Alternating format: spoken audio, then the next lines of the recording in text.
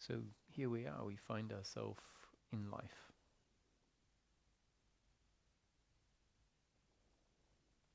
Feeling life, feeling ourself as part of life. Having an experience of life. And everyone's experience of life is different, has different thought components, different emotions, different senses of self, different experience of being here and wanting to be here, not wanting to be here, being comfortable here, being uncomfortable here. And the comfortableness and the uncomfortableness can take many different subforms. But essentially what I'm getting at is that here we are. We're all here in life, having an experience in each moment. And that's undeniable. The experience is there. The content of the experience, whether we feel good or bad, comfortable, uncomfortable, at peace or in resistance, all of that is what we find, not what we create.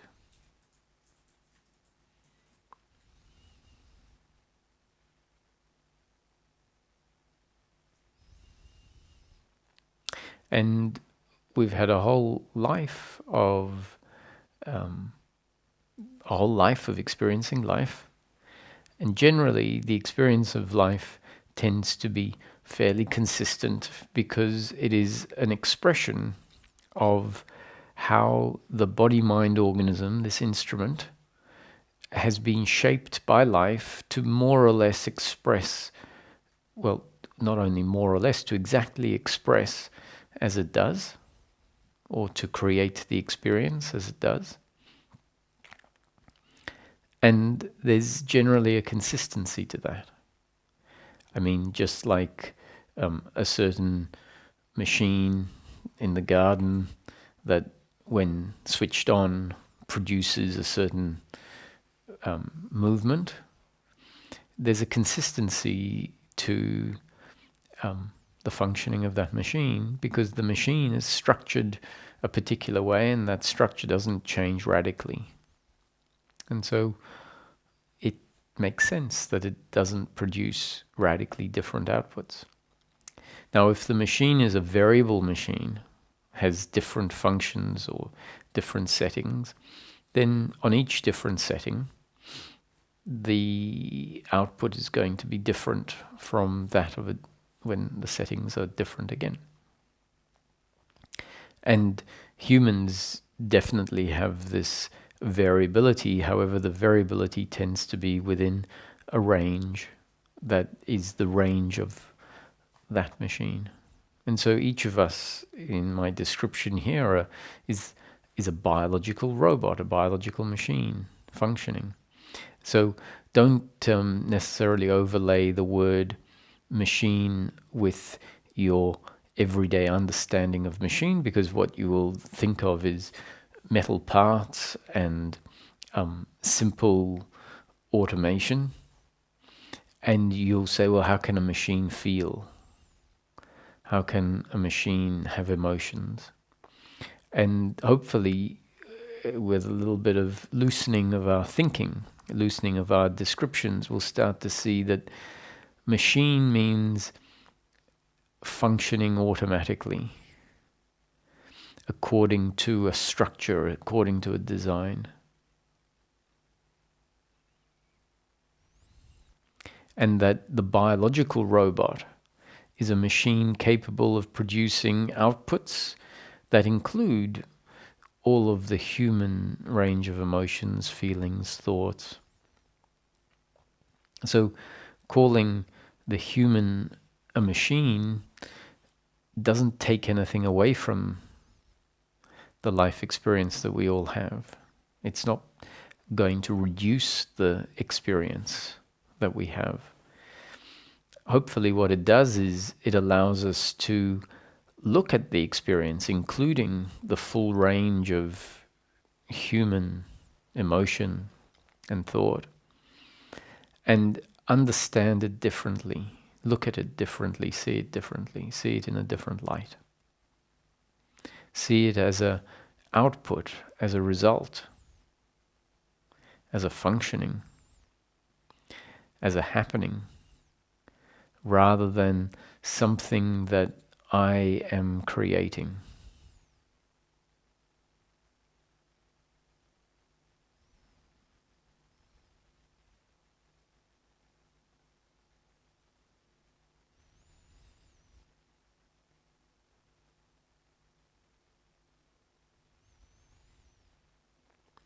And the reality of the matter, or the fact of the matter, the truth of the matter, is that whether we do look at life differently or not is simply a consequence of whether the descriptions that I'm putting forward resonate, whether they take hold in the system, and then a thinking eventuates from it. And that thinking could turn into thinking that carries on for years. You might find yourself focused on a particular subtopic of what is spoken about and thinking about that for weeks. And there's something quite certain that happens is if a topic becomes important, and I'm not saying make it important, but rather if that happens to happen. Because as I'm suggesting, whether we think about it or not is a result of whether the words create a subsequent movement of thought. And that's not something that I'm in control of or you're in control of.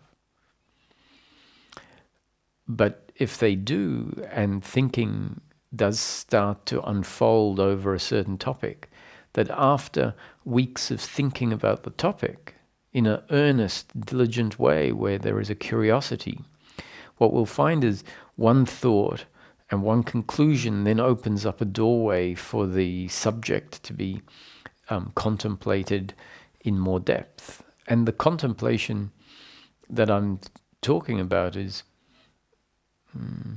not necessarily just dry thinking, but hopefully it's thinking that reveal and sheds light onto a subject matter that we'll come to see is very important,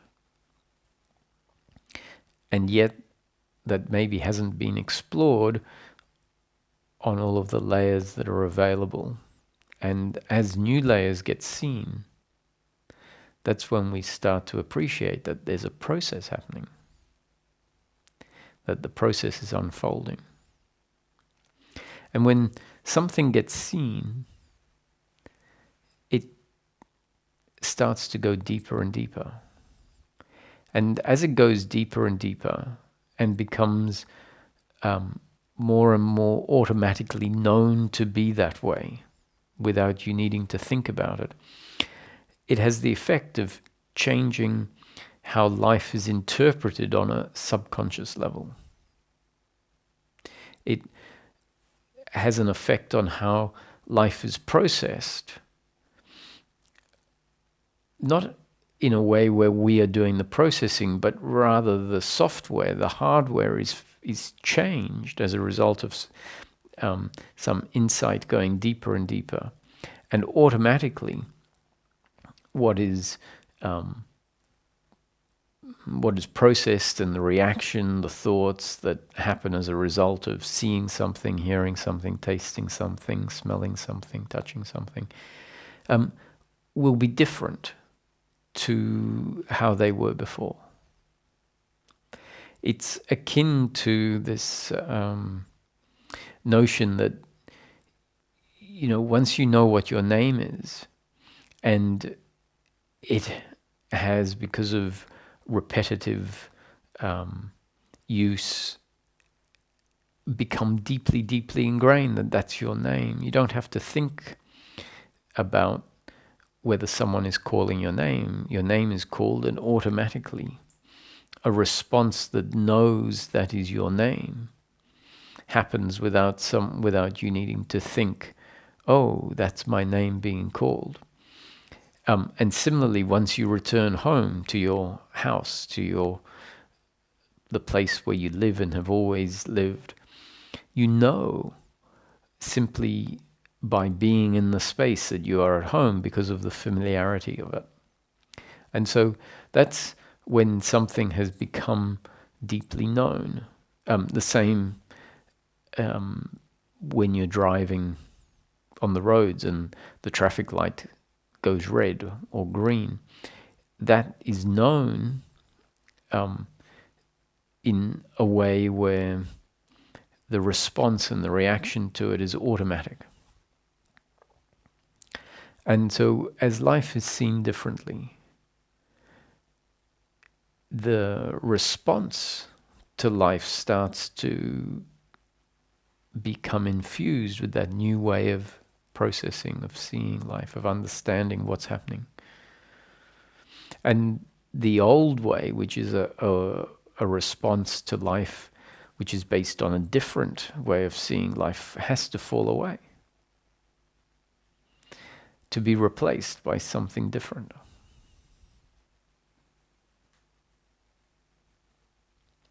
So one of the key points in the talks is that life is a happening. That thoughts happen, feelings happen, words happen, actions happen, consequences happen.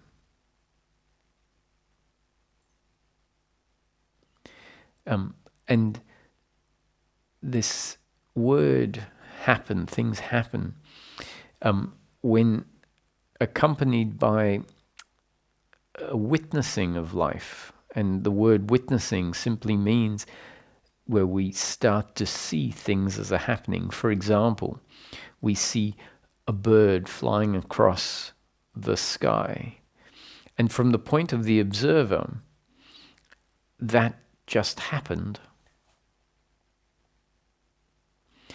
There was no bird flying across the horizon, and then the flying across the horizon happened. There was no thought about what's for lunch, and then the thought about what's for lunch happened. You realize that you have forgotten something, which the realization, the remembering, oh, I've forgotten to put the rubbish bin out for collection. That thought is a happening, and frustration as a subsequent happening after the thought, that frustration, if it happens, is a happening. And if there is no frustration and it's, well, looks like the bin's going to be very full next week, then that is a happening too. If life can be witnessed as a happening, both the internal movements, the emotions, the feelings, the thoughts, the physical movements of the body, the speaking, and all of the external, or what we can refer to as external movements, and from another perspective of the witnessing, all of these movements are contained within the boundary of internal and external, is more relevant when we are looking at ourself and feeling ourself as the body, and if we are emphasizing this witnessing aspect that I'm speaking about, then the witnessing, when it's happening as directed, or if some changes start happening, because of some of the words that are said. The witnessing is taking place, we could say, from outside the body. Now, it isn't really necessarily outside the body, and it is. It's both. So that is a description, that's a concept, that the witnessing is happening from outside the body. And it's true and it's untrue. Much like the concept that says the sun rises and sets. It's true and it's untrue. It's what I mean by true is, let's not use the word true as in truth and absolute, but it's accurate, and at the same time it's not absolutely accurate, because we can say in practical terms, from the perspective of the person looking at the sun rises and then it sets, and we know that from another angle, the sun doesn't move at all, and rather it's the earth and us being on the earth that are moving. And so the sun isn't really rising and setting. And if we don't appreciate that the sun doesn't really rise and set, but rather that the world moves, then we're lost in the illusion, or we see only one side. And if someone says, the sun doesn't really ever move, it's us that's moving, the person that's hearing that might have no frame of reference as to how that makes any sense. Let's say they've never done any science classes at school or seen any science documentaries or anything talking about the sun and the earth, and they just have their experience without anyone having told them otherwise of a sun rising and setting. It's very clear when you look at the sun at sunset. It seems very much as though the sun is moving down out of sight. And yet we know that there is a concept which is telling us that actually it is the earth that is moving that makes it appear like the sun is setting. And so they're both correct. We can continue to use the terminology that says, look at the sun setting or the sun rising, because in practical terms that's appropriate. And at the same time, it's good for us to know that that's not really what's happening. So how's that relevant to these topics? Awareness is outside the body. Why that is said is because when witnessing happens, it feels like, just like it feels like the sun is rising and setting, it feels like awareness is outside of the body, and that the body is an object contained within the awareness that is aware of it.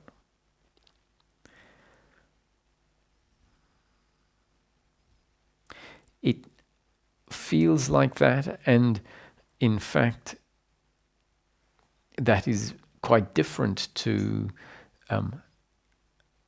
what the experience of perception has been set in place like. The experience of perception is that the body is seeing an external object. And there's really no question of awareness, no focus on awareness. As we have developed in life, it is just a natural process. The baby doesn't think about why they are aware of the rattle and whatever. And at the early weeks and months of the baby, it's quite possible that awareness is in this expanded state where the body isn't known to be anything particularly significant. And you can see that in some babies, if they grab hold of their own hand, they're pulling their other hand as if it was another object that has nothing to do with them. And you can also get a glimpse sometimes of the baby aware of its hand, but without it being aware that it is its hand. And over time, the sensory feedback that happens starts to set in place the idea that, oh, the body is something local to who I am,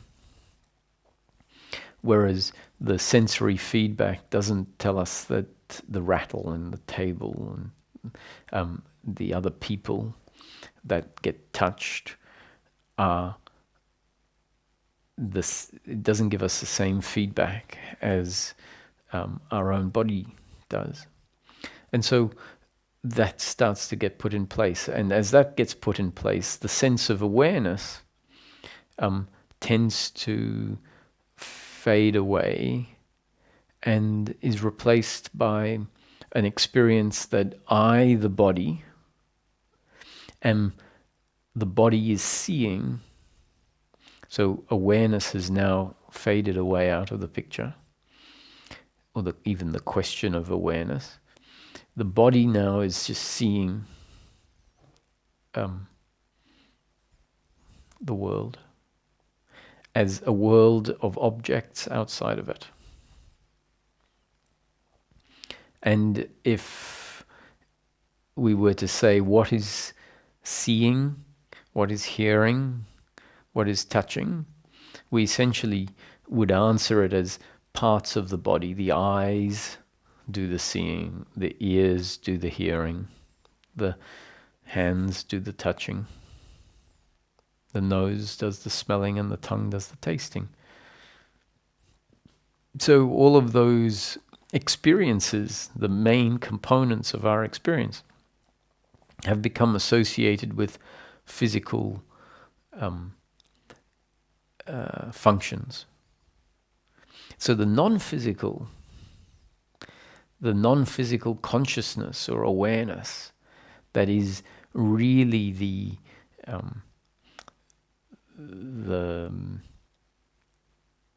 essence, let's say, the thing that is not really a thing, that is doing the awareing of our whole experience of life and always has been, has just been relegated to the realm of insignificance. And yet, it is so significant.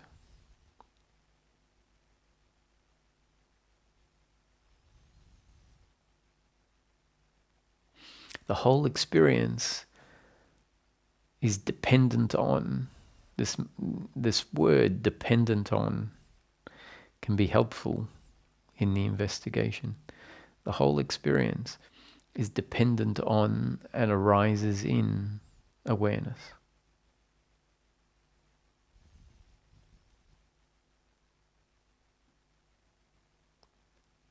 And this awareness has become considered as, or not even considered, treated as irrelevant.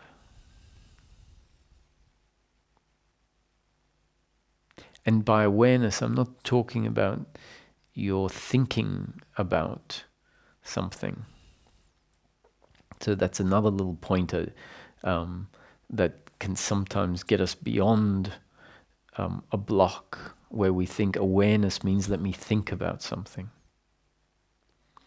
And that thinking about something or mistaking awareness to be the thinking about the book, for example, or thinking about the tree. And then we say, yeah, I'm aware of the tree because I'm looking at it going, oh, it's got a very broad trunk and rough bark and big leaves. lots of sap coming out of it. And so we often mistake looking at and thinking about, meaning commentating about all of the features, labeling the tree, as being aware. So we then confuse the faculty of awareness with the faculty of thought. And if we're looking at our thinking that that is awareness, we won't bump into awareness because that is thinking. So what we think is being aware is actually thinking, not awareness. And until attention shifts away from the thinking, until that happens, then we will be essentially identified with thought, and thought is just an object.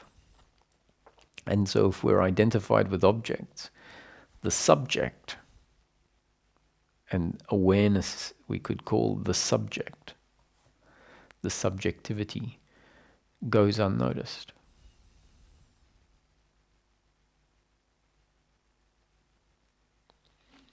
So going back to the pointer that says all of this experience, all of the what seem like separate objects are interdependent and not separate from awareness.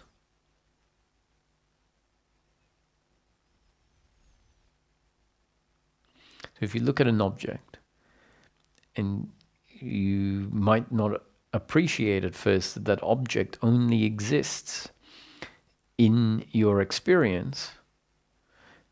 I'm not saying it only exists in your experience, but it only exists as part of your experience because there is awareness of it.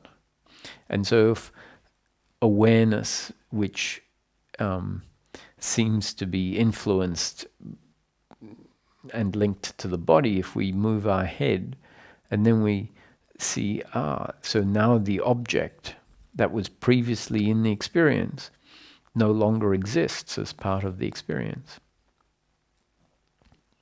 Because it is essentially outside of our field of awareness. And don't think about this. It needs to be experienced, and it's very easy to experience it.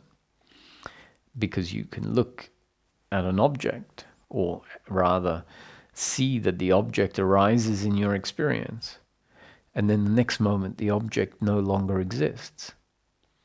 And what you might become familiar with is the field of awareness that engulfs all of the objects that are in the present moment. In the present moment means in your experience right now.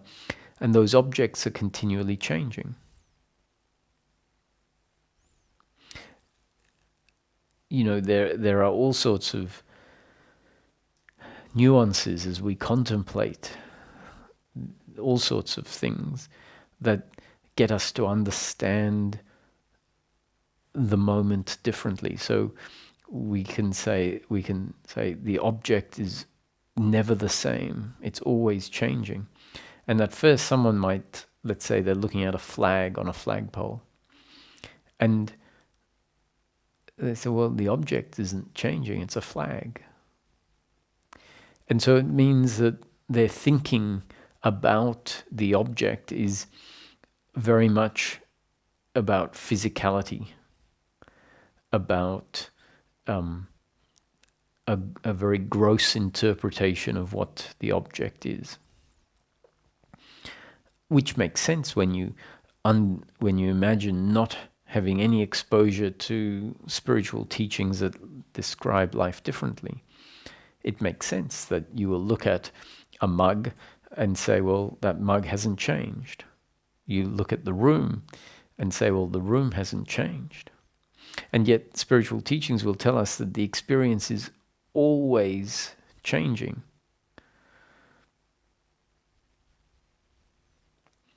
And as we think about that, we might find that one fine day we suddenly realize, the flag, because it is moving, is never static, is never an unchanging object. Then another way of seeing the flag as changing and never the same is to see that the flag is not really a physical object, it is an object of experience. And once there is this shift to see all of experience within awareness, we will start to see that there is really no objectively real object, but rather there is the movement, the modulation within awareness that we know as, we call the flag moving. But in fact, it's like pixels on a screen.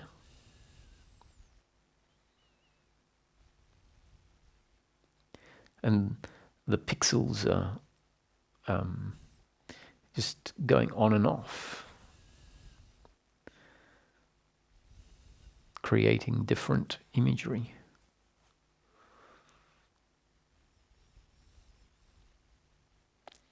And another way to look at the flag as never the same is when we consider the micro level of the flag, and we go back to looking at it as physical, but we appreciate that physical has a micro, a quantum level, as well as the macro level, and that on a micro level, if you go down to the level of energy, the objects that we know as wood and steel and plastic are all energy in movement, and that there are atoms and molecules vibrating around and moving and changing, and it's this soup of energy. So there are many different ways that when we start contemplating, and this is an example of how the contemplation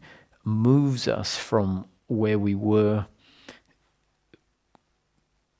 at a certain point as life has developed us, and we look at a flag, we look at a mug and say, well, that's an object that doesn't change. And then we come across the teachings of Heraclitus, for example, and one of his pointers is you can never step into the same river twice. And, you know, if we look at a river and mistake the river for a name, the Thames or the Nile, and you know, when you're driving in England and you drive past and you go, oh, there's the Thames. And then you drive past the next time, you go, there's the Thames. Well, it hasn't, it's the Thames. It was the Thames and now it's the Thames. So if we mistake words, which we do so easily because our thinking thinks in words, so we then say, well, the word is the same, it's the Thames, so it's the same river.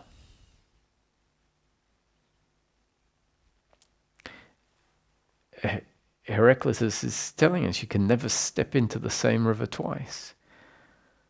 So we might think he means, oh, over the course of a year it changes.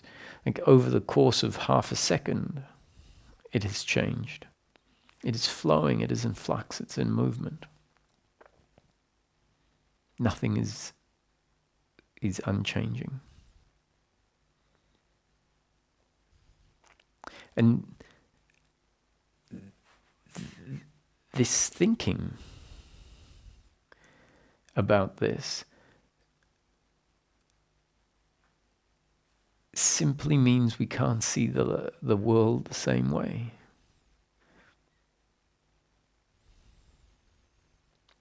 And there can be thousands, if not tens of thousands of little insights, one after another, that get us to see life differently.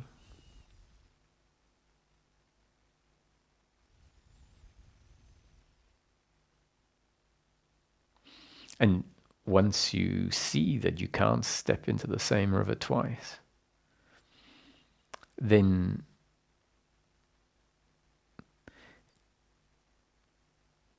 you can't not see that anymore. The old way is seen to be just a misunderstanding, an error, ignorance.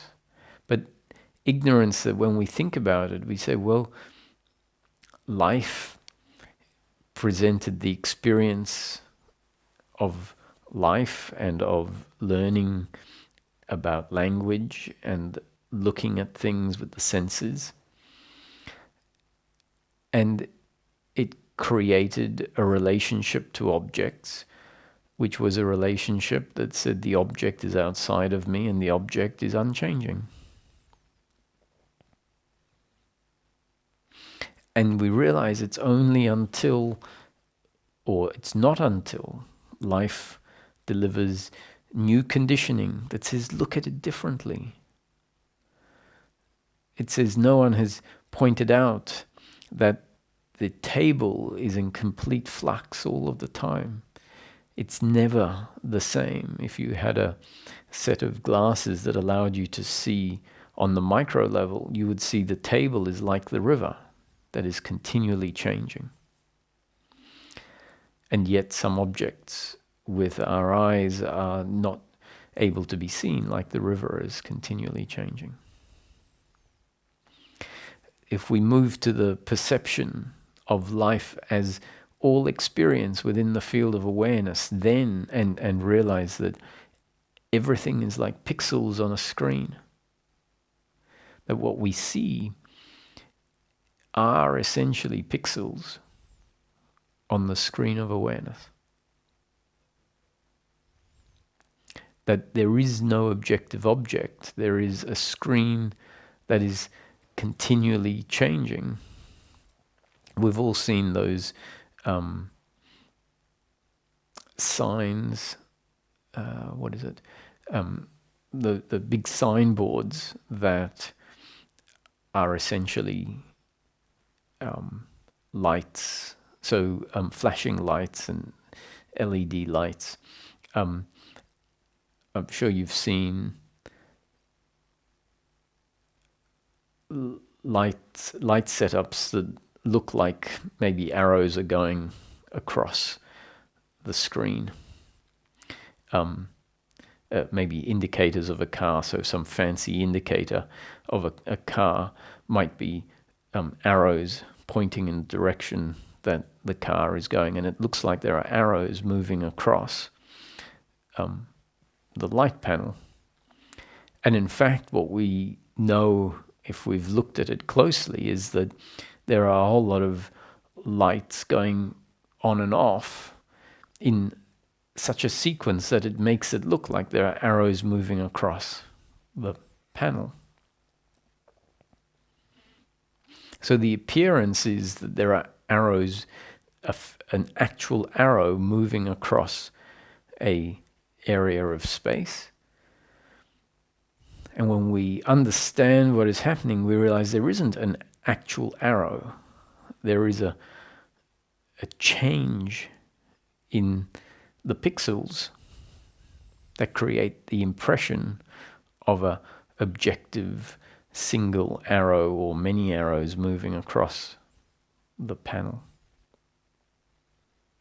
And let's start seeing life like that, that just moving, the moving of the tree may be a whole movement of pixels rather than the movement of a tree in a physically real world of form. And yet, the teaching is not saying that in the end we will not relate to the world as a world of form. It's not saying that we will not relate to the tree as if it has 3 dimensions within a 3-dimensional world. That also becomes correct and becomes how we live life. However, this phase, which is retraining ourselves to see what our brain has created and only knows one way, as a bunch of separate objects in a world of time and space, that when known that way means awareness is overlooked.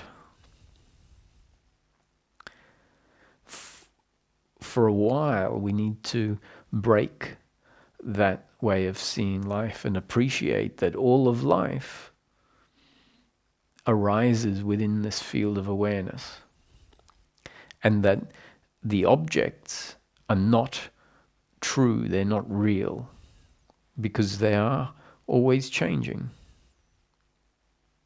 They come and they go. What remains is the background of awareness. So if a bird is not there and then it comes into the field of awareness and then it leaves, the object, the bird, comes and it goes.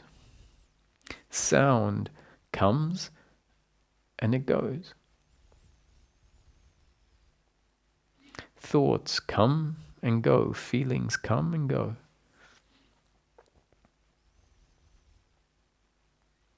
What is it that is aware of all of that? And that awareness is not going to be known by thinking the answer.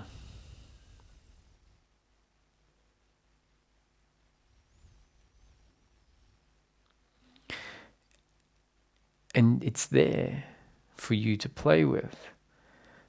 Essentially, for you to play with means to inquire to where is this awareness, this background that is the field in which the whole experience of the world arises, an awareness that we realize is what the experience is essentially made of, and an awareness that is aware of the experience that is made and arises of and within awareness.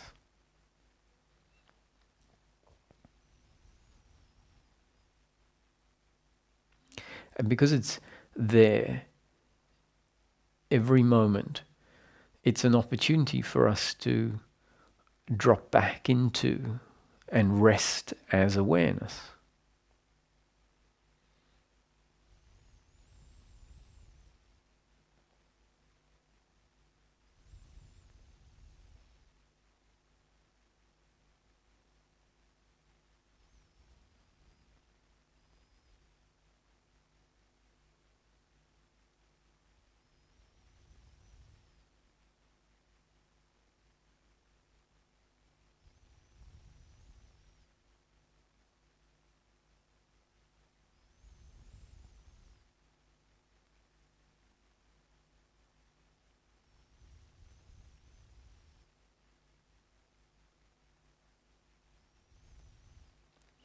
And the movement of dropping into awareness, which is out of thinking, is so unfamiliar with how we have been designed up to a certain point in time to function. Our design has been to think about, to find answers in our thinking. We go to thinking. And awareness is known when we drop out of thinking, where we realize that thinking is never going to know what I'm pointing at this point in time. Thinking is never going to be able to be awareness.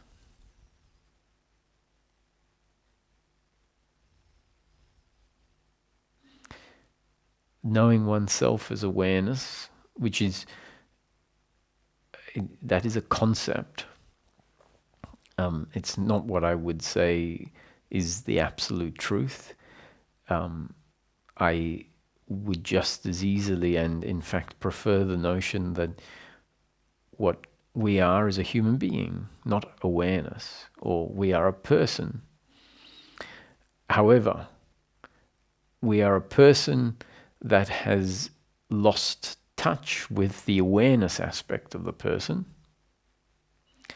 And when we know ourselves as a person fully, what becomes very obvious is the awareness aspect, which is very much part of the person, the human being. So all human beings are conscious human beings, meaning aware, have awareness flowing through them. And when that awareness is overlooked, life becomes very, it loses its depth. It loses, and in losing depth, it loses self. The loss of depth means the loss of knowing one's self. And what knowing oneself is replaced with is the thinking of oneself, which becomes the self-conscious self, the insecure self, the self that knows itself according to achievements or how it grew up, what its history was, how it should and shouldn't live. So all of these rules about who I am, where I've come from, what's important, which is the realm of the conceptual self.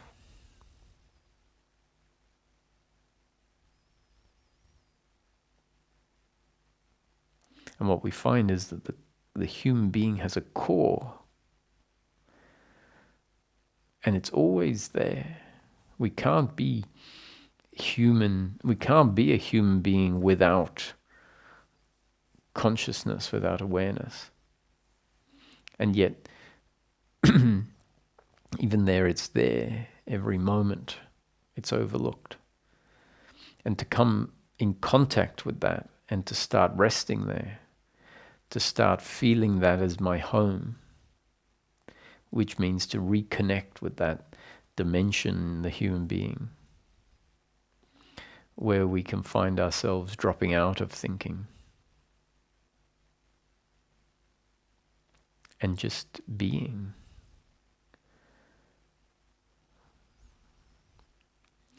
It's not dissimilar to having been on your feet day after day after day, and then someone showing you a chair, offering you a chair, and you sit down and you think, how nice a chair to sit down in. So returning back to being outside of, dropping out of thinking into being, can be like that, such a relief.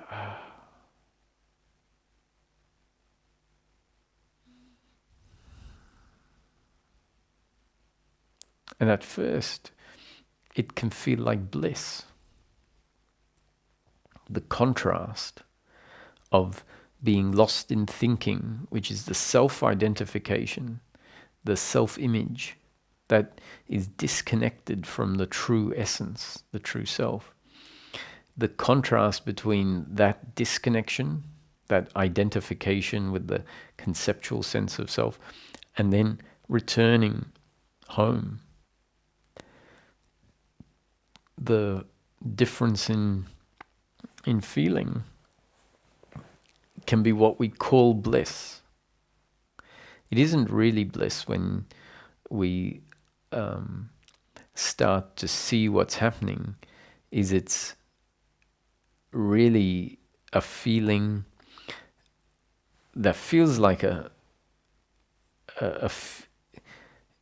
it's the contrast between the struggle, the not knowing oneself, the uncomfortableness, the disconnection, compared to the relief and the stopping and the relaxation and the direct being of oneself. And the contrast is something similar to, let's say, having a very strong headache and then the headache stopping, or having a fever and feeling very sick and weak and then that stopping and going back to normal health. And that contrast is, this is bliss. Bliss relative to feeling weak. But in and of itself, it's not bliss. In and of itself, it's what you could call the natural state. That the illness is the unnatural state. And you return back to what is your baseline.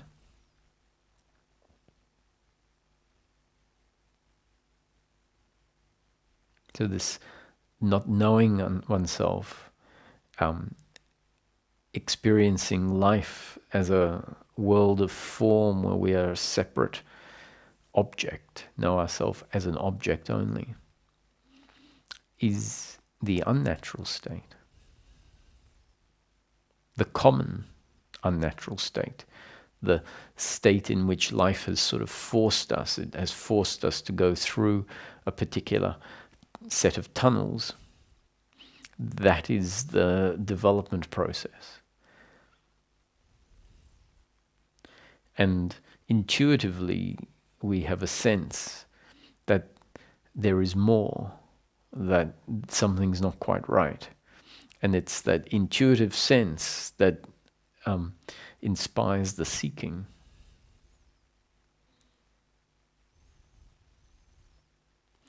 The seeking for truth. And truth could just be a representation of, I want to know who I really am, having lost myself in thought. And intuitively there is a sense that something is missing. Something is covered up. I don't know myself. And I'm describing it as the thinking creates the thought-based sense of self, which is completely disconnected from the actual being. That is the other aspect of the awareness component. So we can then bundle this being and awareness and call that consciousness. So the two aspects of consciousness are being and awareness. And you can see that, if you like, you can look at it in two ways. You can say there is a body in an actual world, and that body is a conscious body. And because it's a conscious body, it gets to experience the world. And so the experience you have in each moment, your daily life experience, is the modulation, the representation of the world within your field of consciousness. So the experience of the world is always an experience within consciousness. One way is of looking at it, and ultimately what you want is not it to be this way or that way, but to see that the two different descriptions I'm putting forward are both true and complementary. They're two sides of the coin.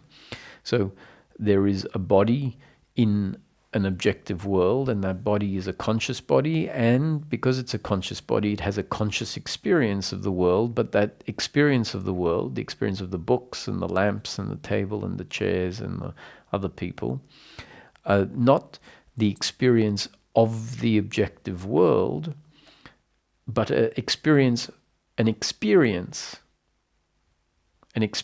which is an experience of a world of form. But it is not the world of form, but rather our representation, our created representation of the world that is theoretically out there. So all of the objects are arising within the human being's consciousness. The other aspect we can take is that consciousness is God. Consciousness is not a human being. It is not an aspect of the human being. Consciousness is that in which the whole universe arises. And universe in practical terms means the momentary experience that is happening right now. So this is more of the traditional Advaita Vedanta says awareness is not the awareness of a body. That is the illusion. That is the misperception. Awareness is the awareness of Source. It is God having the experience of life. And in order for God to experience life in itself, God had to imagine this world of form into existence within itself. And God is described as consciousness. And from that perspective, once again, life is described as an experience, as an arising in consciousness, as an arising in consciousness, made of consciousness, witnessed by consciousness. All there is consciousness. This is the oneness of non-duality. There is just consciousness. The tree is consciousness, the other people are consciousness, this body is consciousness. And consciousness is Source. And there is nothing other than Source.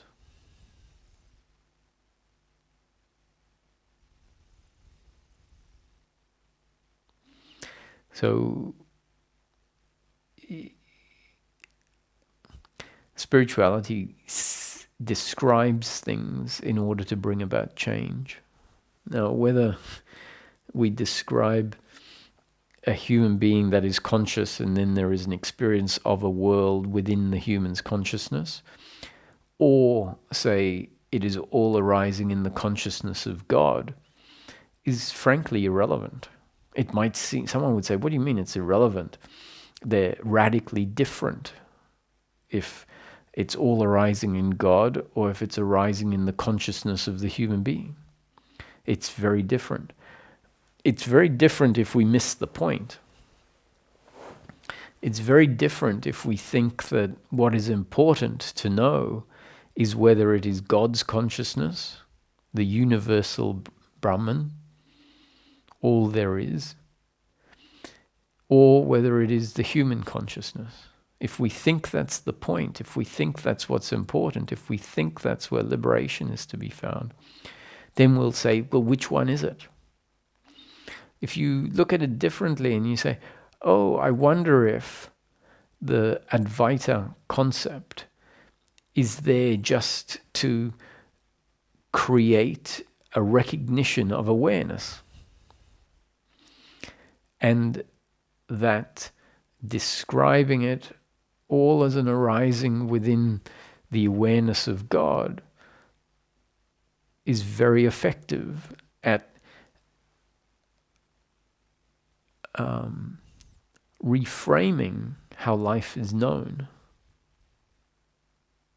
And what often happens is there will be an awakening experience, which really denotes a realization that this world of form is not really a world of form, but rather an experience of form that then is experienced as if it is a world of form.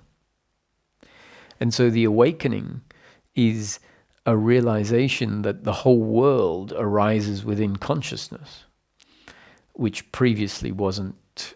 And what we mean by the whole world is really our experience of the world arises within consciousness. And that awakening is essentially what is described as a shift. And it means that the world is witnessed from a perspective different to where it was seen before from. So the view of the world, when this shift happens, becomes wider.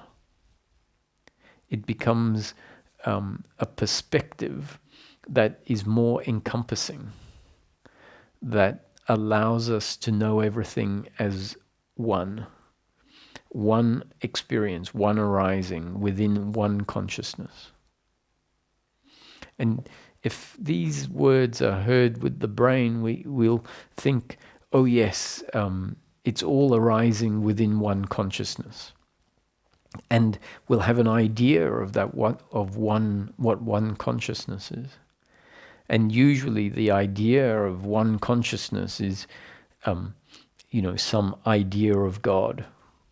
And maybe one day I will know that one God. But what it really is pointing at, the realization is, it's all arising within one consciousness, which is, there is just your experience. The world is just the room you happen to be in this moment, if you happen to be in a room, or the world is the beach you happen to be on with the sky and the sun, or the room is the world or the universe is the car you're in. It's your momentary experience is the universe. And if we look at the universe as being something theoretical, something big, something out there, and then we keep thinking of the universe as arising in consciousness, we're disconnected from the here and now, where we will know the consciousness or the awareness in which the whole universe arises, because we're thinking about a theoretical universe arising in a theoretical oneness, in a theoretical single consciousness.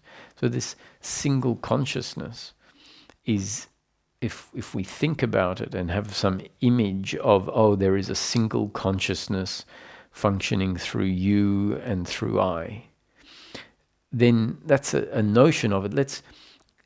Let's bump into that consciousness, and that consciousness is the consciousness that is the presence in this present moment.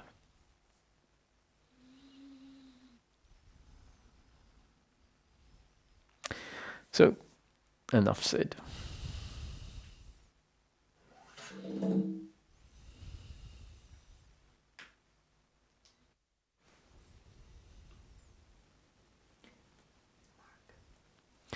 Hello, Mark.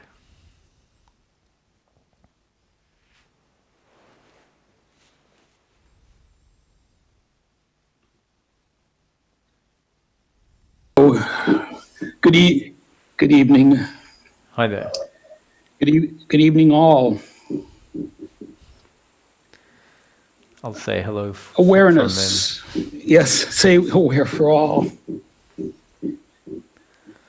When I rest in awareness, and then with a sense of beauty, of calm, of open essence of being, when I'm essencing, the question can arise, and perhaps lately it often does. How would I know if this essencing, this intelligencing of knowing this source of existence, how would I know that this is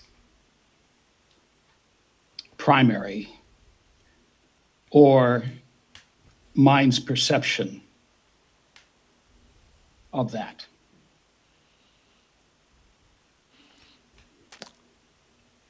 Right. Was that a question? It was. Yeah. Okay. Best I could do in the moment. Yeah. No. It was phrased as a question, but I didn't want to go ahead and answer something that was rhetorical, let's say.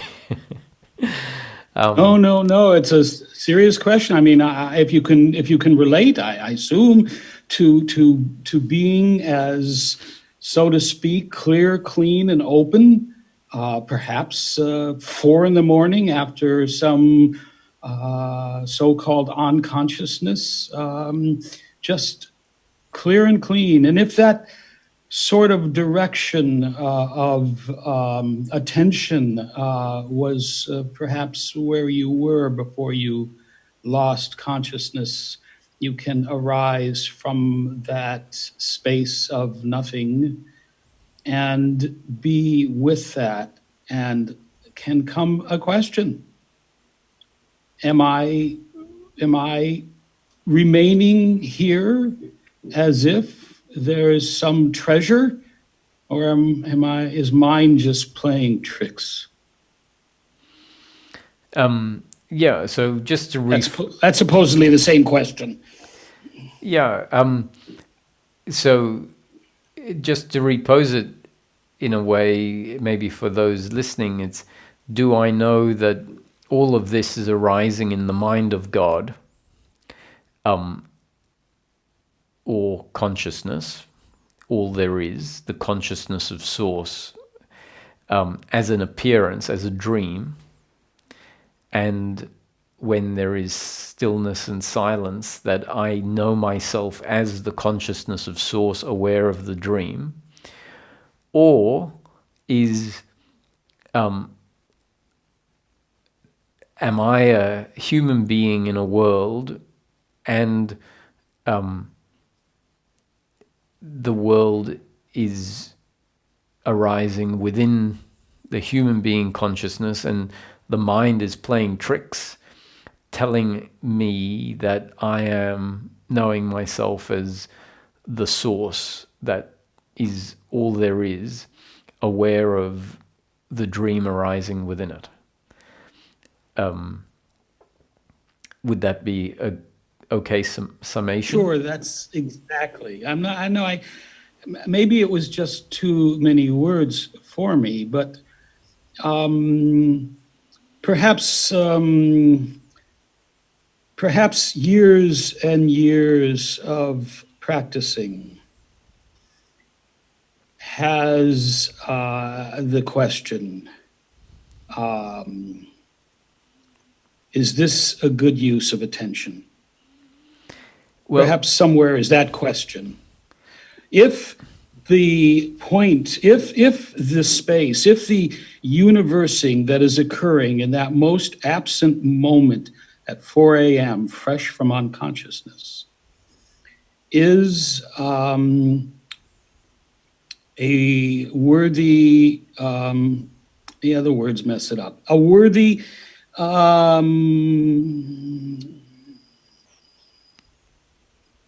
training of awareness in this space, or is it just again an object? Because I guess I conclude it must be an object because it's got my attention. Well, if you recognize that your attention is not necessarily separate from that which is aware of whatever there's awareness of, then that can fall away. The fact, because we can separate attention and awareness out and treat them as separate, but rather attention can be referred to as focused awareness, let's say. And so if we are just aware at, when you're waking up or any time during the day, and there is just a substitution of thinking and processing the world and knowing oneself through the lens of thinking, linear thinking, time-based thinking, past, future, outcomes, and I am a person in a world that needs to do this and get somewhere, which is the standard narrative. And then on top of that, I've done such a great job in the past, or I haven't done a great job in the past. What happens if the future turns out this way? So all of that thinking, and if at any point in time it can be substituted for a more primal resting in being, I think that's a great use of one's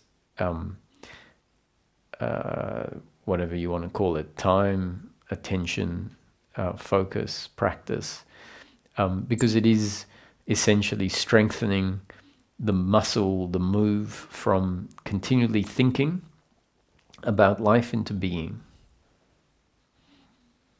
Now, accompanying that state of being and having some story about what it is, like, as I described before, the mind of God in which the whole universe arises much like a dream, that narrative might help that shift.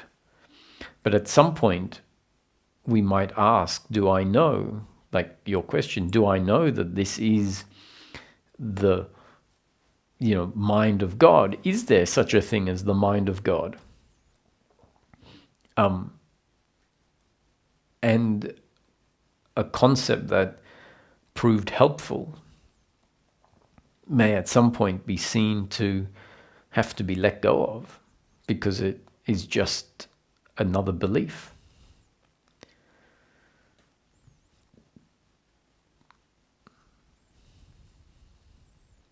And letting go of it because it's another belief doesn't mean we have to find the being change.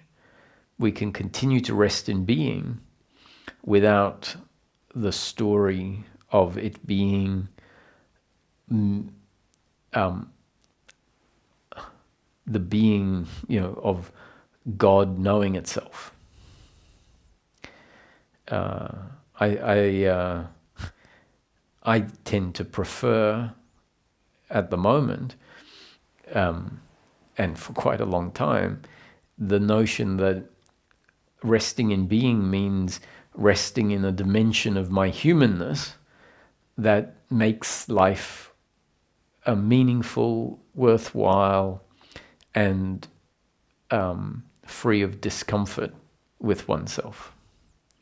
So rather than some narrative about knowing myself as consciousness, universal consciousness or universal awareness, I now look at that experience that feels very impersonal because certain faculties of thinking and identifying with the body have fallen away. I rather look at that state of impersonal awareness as being a resting in a dimension of the human that had been previously overlooked.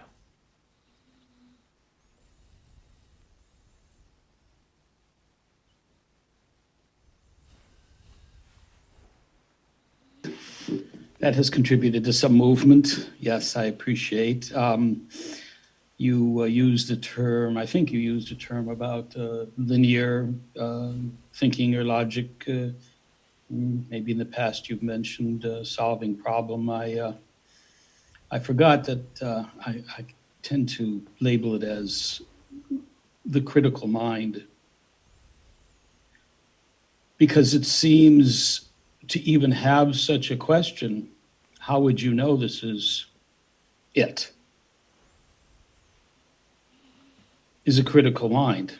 Well, so the best you can do in the moment is notice that's arising. Yes, and that's why it's important to know what it is. So, in the framework, we describe it as something very practical, rather than it being something metaphysical. So it in the teaching is peace of mind in daily living. So if you find yourself resting in being and there is peace of mind, the absence of suffering. So peace of mind means, the non-arising of suffering. Then, at least from relative to that concept, you can say, oh, this is it. This is peace of mind. And the framework also says what we're really looking for, whether we realize it or not, is peace of mind in daily living. peace of mind for the human being, peace of mind in this life. We're not interested in peace of mind in some, other life. Let the other Roger deal with peace of mind in the other life. I'm interested in happiness for Roger in this life.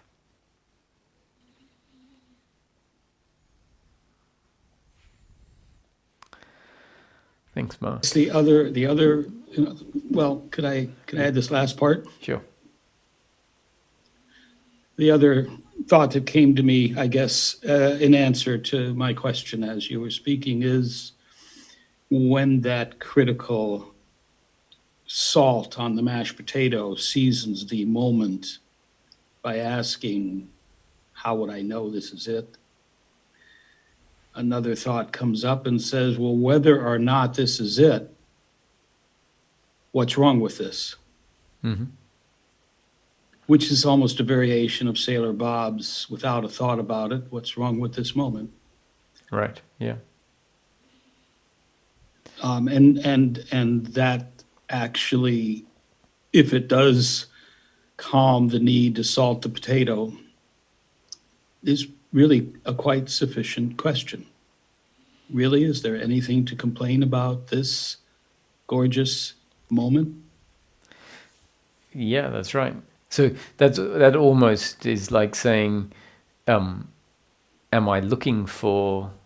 Are we really looking for it? Because if we realize that maybe we're not looking for it, that there is no it, then that dissolves the question, which I think is a derivation of what you just said. Super. I love you. I love us all. Thank you. Thank you, Mark. I love us all too.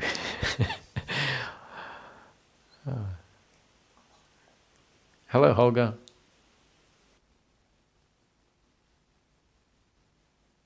Hello, Roger. Mark is so poetic. It's wonderful. Yes. I would like to discuss with you what is beyond the beyond, beyond the beyond, because this is really important. I'm just joking right now, and I'm really grateful for your teaching and for your presence. And it's amazing what this. I cannot describe it, but it's. I'm glad you were joking. Because I was gonna tell you I can't tell you what's beyond the beyond the beyond. Yeah. Yeah. Wow. Wow. It's really our natural state.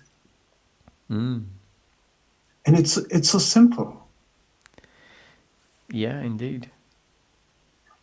Wow, party time. And I really suffered so much. I mean, for so many decades.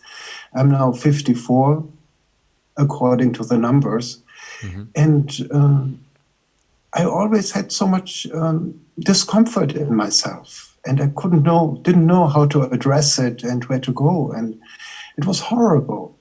And now to see that it's so simple, it's quite interesting. What did you find? The changes.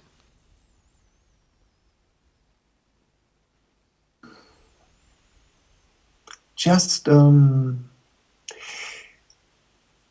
much more inner space, relaxing, and this should, would, could, just very much relaxing. And this fear of dying, of disappearing, of doing something wrong, of destroying, of whatever, all this is just gone right now. It just feels like an open space. Like, yeah. And it's not, yeah, whatever, blah, blah. I could talk forever. I just wanted to say thank you, and it's really wonderful, beautiful, and thank you, thank you, thank you. Thank you, Holger. Hello, Martin. Hi, Roger. I was thinking about you the other day in the car. Oh, really? Yeah. And I thought I'll have to mention this to you next time we speak. Because I was remembering one of our previous talks that where you really had me in stitches. I don't know if you if you realized, and it was such a blind spot in a way, that I thought I have to mention it.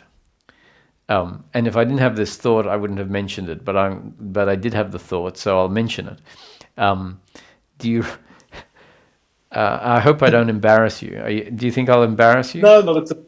No. I don't mind. No, I'm very interested in what you got to say, Roger. Okay, because the time you had me in stitches was this, where you were. I think you were describing a woman or several people that were complaining, right?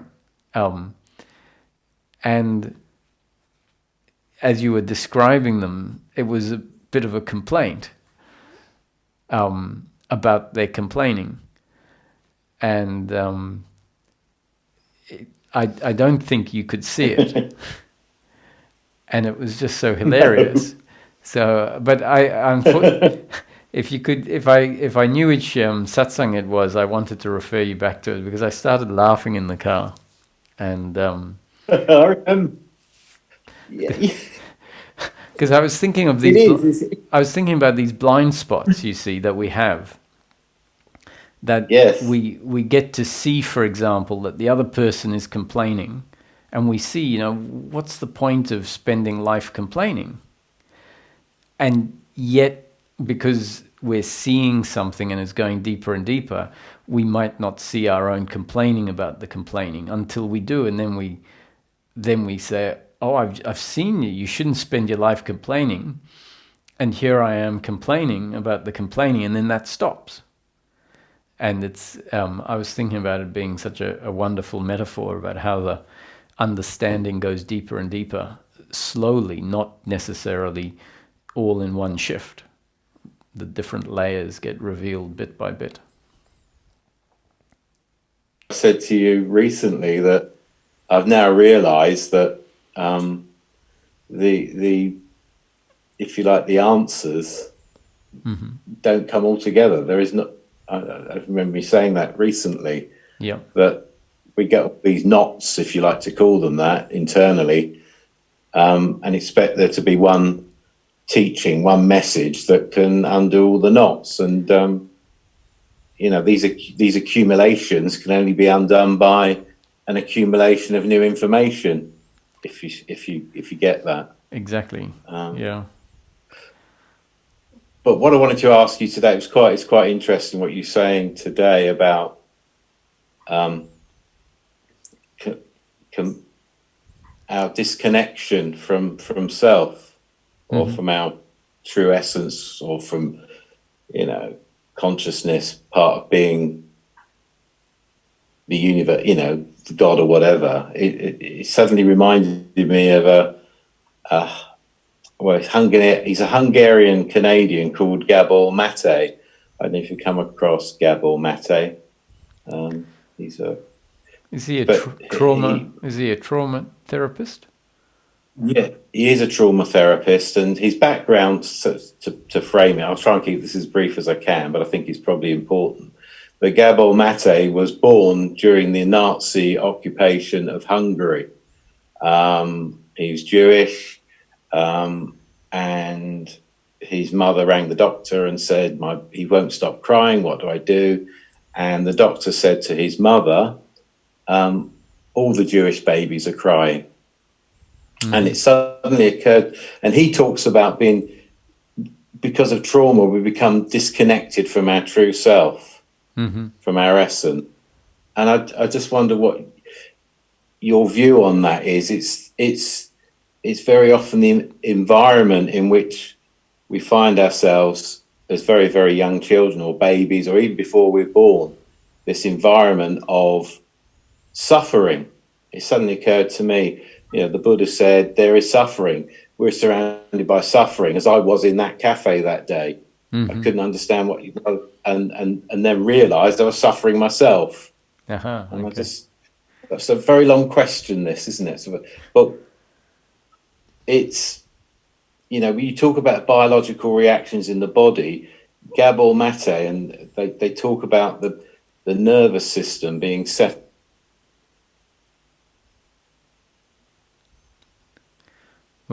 Similar circumstances. I don't think I've ever been connected to my true self until recently. I actually discovered this internal space of peace where I can fall into it or step into it. I just wonder if you could comment on that, Gab, being disconnected from our true self. If that makes. Yeah. I'd be very interested in your view of that, Roger. So what tends to happen is that if circumstance is painful, our interpretation of that, based on how humans have generally formed as part of the natural development process, both within the development of an individual person from being born through infancy and then being a child and adolescent, etc., and adult. There's that process, and also the greater evolution process as to where we are now. Our sense of self, the sort of, what would we say, the communal sense of self, is such that when circumstance is painful, it's taken very personally, and then it strengthens that personal sense of self. And what it puts in place is essentially a wounded sense of self that is quite afraid of life because of a circumstance that has warranted that. And so the combination of the painful circumstance and our sense of how we know ourselves in the world creates this trauma, this fear, essentially. It strengthens the notion that who I am has been and can be neglected, unloved, hurt, the victim of cruelty. And the truth is that life on a circumstantial level has delivered a lot of that, from natural calamities to human tragedy and cruelty. So it's not unrealistic for us to explain trauma, because circumstances has been quite traumatic. Now the important part is this: what it does, what it creates, the sense, how it strengthens the sense of self into a fear-based idea or fear-based experience.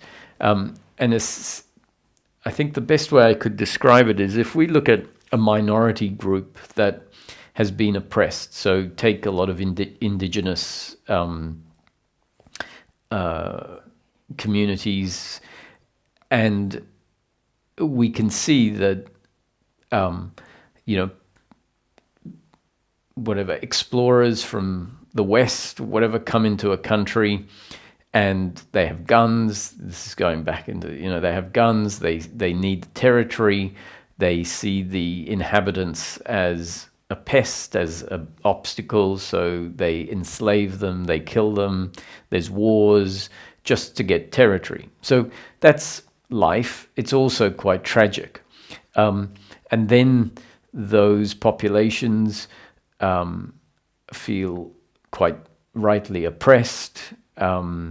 maybe discriminated against, and all of that is traumatic. And so if you take that person and you ask them to debate or to put forward a solution around the topic, what you're going to see is a disaster unfolding, right? Because that person is oppressed, is traumatized by circumstance, and so they're not going to be able to sit down and look at the situation rationally. What's going to happen is all their anger, all their fear is going to come out in the discussion, and the other party is going to go into a defense and whatever and attack what is seen as their enemy. So the two parties of this dynamic are basically polarized and traumatized. Not only the oppressed, but in a way the oppressor as well, because they've just become enemies and competitors and rivals, and they're fighting. And so there's a separation that has happened. And so the important part is to look at, especially the oppressed, if you ask them to come up with a good solution, they can't really, because there isn't rationality there. There's anger and fear, which is, this is not a judgment of me. This is me explaining how trauma works. So the best solution would be from someone outside that isn't traumatized, that isn't involved, and can look at the situation objectively and maybe say, this is what happened, this might be a solution. And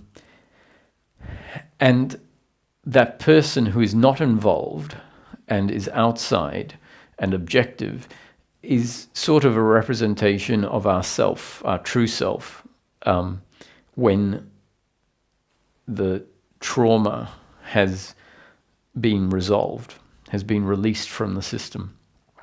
And until that's the case, we're in the position where we can't actually be in flow with life, because we've got this built up sense of self and attitude to life, which is an attitude of having to fight, for example. So until we know ourselves differently, which really means, so you can see that the oppressed person, the traumatized person, compared to the person who is objective and not involved, they're two different people. And the spiritual process can turn us into essentially a different person when that doership and attachment to outcome trauma is released from the system. And then when that has happened, we essentially have shifted from being the traumatized person with a particular sense of self, a specific identity as, the one oppressed, and we've sort of shifted to a neutral position where that's not who we are anymore. It's been let out of the system, and we can sort of move on and let the past be the past.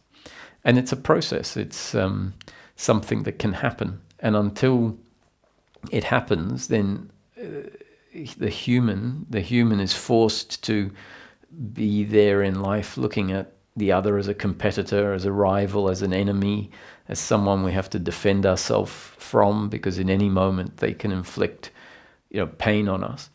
And it's only when we come to know ourselves in the inner part of ourselves that these events of the past that essentially affected not the inner part of ourselves start to fade away and fall away. So that's why it's so important to rest in this dimension of ourself, because that's where we get to get glimpses and become more familiar with this part of ourself that is outside of any stories of being a victim, and know ourself, know the part of ourself that can't ever be a victim.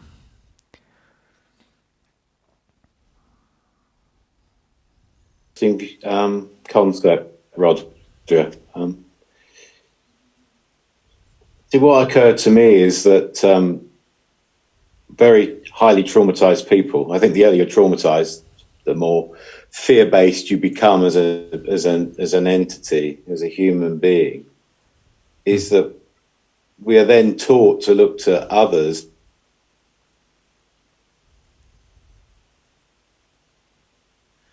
particularly money, and maybe even status, that we then feel safer from what you described as potential attack by life. Exactly. Yes, it's just so interesting, Roger, to hear you talk and to get another perception on things. This to get a clearer view. But so yeah, and I'm glad I made you laugh. It's quite funny, isn't it? I think that's one of the things that I did as a youngster. Is I just became what somebody described as a song and dance man.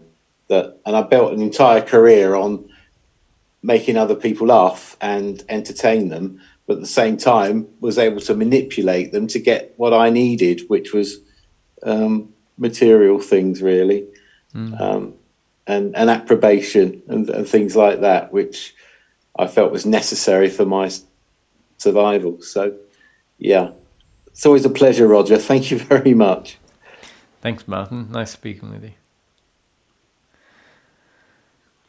Okay, we'll just take this last question. John, hi.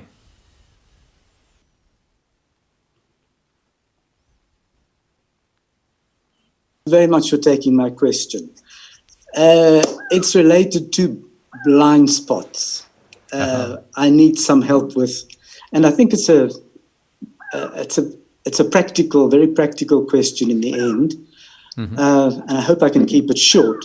It's related to the idea of actions, life being a happening, and actions are simply happening, which I have learned a lot from, and I apply in my daily living, and I find it tremendously helpful in my relationships with people, because I can let them off the hook quite easily.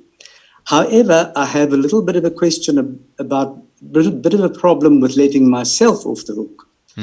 And I use this kind of reasoning, and this is where I was hoping you might be able to see where the thinking is tripping me up. I say to myself, when I intend to lift my arm, my arm can lift. I can make it lift. I can raise my arm.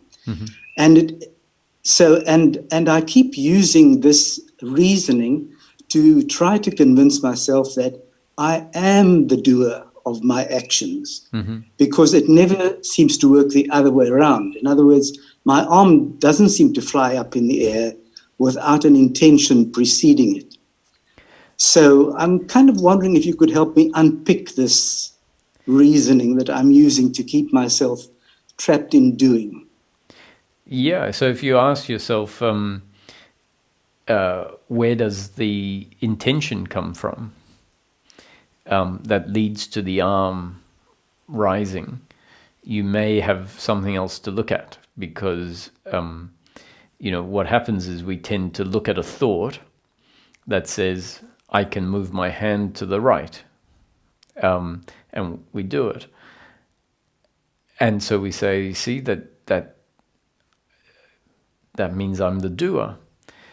But that's because we've assumed that thought was my doing, and therefore the subsequent action must be a response to the thought which was me. So what we have to look at is, where did that thought come from?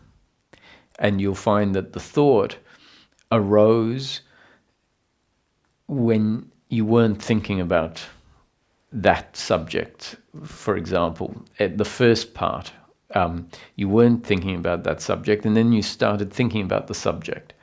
And as a consequence of thinking about the subject, at some point the thought was, but I can move my hand to the right when I want to. Which we're very good at putting circles around events and thoughts and saying, oh, well, that's when it started and that's when it finished. And in fact, that thought was part of a greater conversation in your head about doership, let's say. And that greater conversation about doership started at a particular point. And if you look at it, you see you didn't start it, but it started. And then we say, I started thinking about it. But rather, when you look at it, you see thinking happened. We then claim ownership over thinking because it's just become how we know ourselves, right? I created the thought. Whereas the thought either just popped out of nowhere, or you saw something, heard something, smelt something, tasted something, touched something that inspired that thinking. And even if we didn't see something, hear something, smell something, taste something, touch something, which are all things out of our control. So, if someone walked across in front of you and they were wearing a big hat, and that hat inspired a thought about a play that you saw, you might then be able to see, oh, that thought about the play didn't happen because I decided to start thinking about the play that I saw, but rather something in the environment that I wasn't in control was seen, and that then inspired the thinking. And even if it's not as clear as that, inspired by an object in the environment, the very fact that you might be sitting in a particular moment on your couch in the living room with nothing else happening, which meant there is a space, and in that space something needs to arise, then you could say that you had this thought about doership because it was essentially destiny, because you found yourself sitting in your living room, and because you were sitting in your living room with nothing else to do, and your conditioning prior to that point has been listening to satsangs about doership, a thought then arose, well, I'm not sure that I'm not the doer because I can move my hand to the right. And so if we see, that happened because of my conditioning up to that point in time, which was the satsangs you were listening to, the books you're reading, none of which are you really in control of, the content of which is something that life is delivering to you that changes your up-to-date conditioning, that then inspires you to think one way and not another. So seeing all of those impersonal chains of events, and in particular the new conditioning that life delivers each moment that becomes part of your up-to-date conditioning that then inspires a certain type of thinking, maybe will loosen up this belief in personal doership. I can see, thank you very much. I can see I didn't take the analysis far back enough. I was starting with the thought, the intention, I thought. So yes, and I've built a whole structure around this, this trying to prove my point, because I also look at repetitive successes that I have in my life. For example, when I prepare a dish and I do it successfully, and I do it 10 times in a row successfully, I conclude from that I must be the successful doer. yes, I can see that I've been amassing information to prove the point. Yeah, thank you. Yeah. Yeah. Well, Very helpful. what we can say when you make a dish that is successful 10 times in a row is that you can say, I am such programmed instrument by life that is designed to produce this dish successfully. To me, that's more accurate, and it takes away the doership aspect. Yes. Yeah. Good. And Very helpful. and one other thing is when you toss a coin 10 times, and 5 out of the 10 times the coin comes up heads, what we might think if we don't look at it closely enough is that I was in, let's say you call heads and 5 times heads comes up, you might think that you were in control 5 times, and the other 5 times when tails came up, you weren't in control. When we look at it more closely, we realize we weren't in control for any of them, for any of the coin tosses. 5 times what you wanted just happened to happen, and 5 times what you wanted didn't happen. And so in the same way, when you have the intention to move your hand, just realize that most of the time, the correlation between a thought and the movement of the body there is a strong correlation. There will be a time for some people when they're paralyzed, for example, they have the thought and the hand doesn't move. There will be the experience for some people where the hand jerks without any conscious intention. And so just because we have consistency a consistency of outcome doesn't actually mean that we have control. It just means that there is a consistency of causality, let's say. And that consistency is a tendency, but not necessarily something that is going to be absolute, because at any point new variables can come in and throw a curveball into the mix. You know, you might find that you are cooking with bad eggs one day and the dish doesn't turn out. Yeah.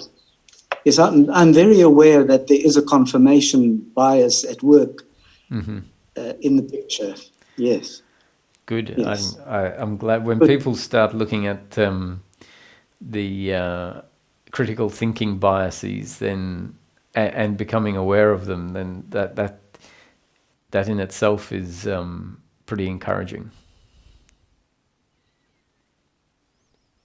Thank you. Much appreciation. Mm-hmm.